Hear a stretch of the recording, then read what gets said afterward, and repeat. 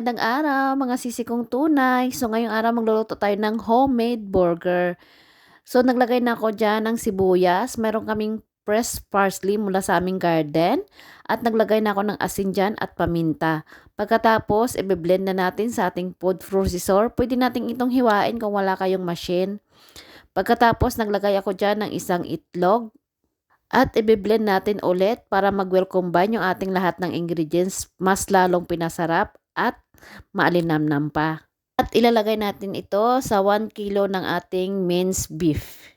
Hahaluin hanggang mag-well combine yung ating lahat ng ingredients. Pagkatapos nating i-mix, magkuha tayo ng katamtamang laki na ating palad at ipa-flat lang natin ito at ilalagay natin sa tray na may plastic.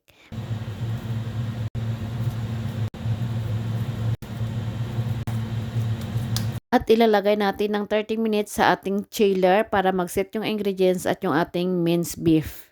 At ito naman ang mga simpleng sangkap, sibuyas, kamatis, cucumber at saka basil at saka meron tayong Chinese lettuce.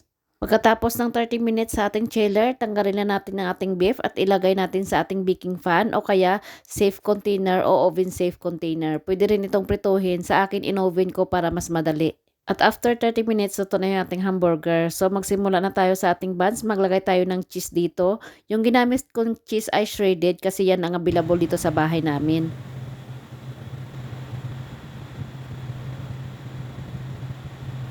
At itutos lang natin ito sa ating oven ng 10 minutes hanggang mag-golden brown yung ating buns.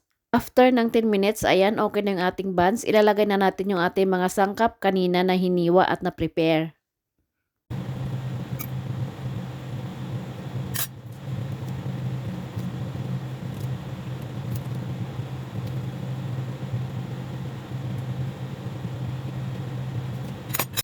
At naglagay lang ako dyan ng mayonnaise. Kung anong available sa inyo, pwede rin ketchup, pwede mayonnaise, depende sa inyo. At syempre, itakip na natin ito para i-ready serve na sa ating mga kakain ngayong gabi.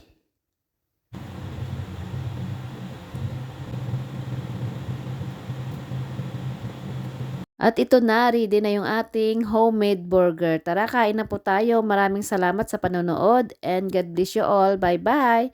Please like and share and follow for more.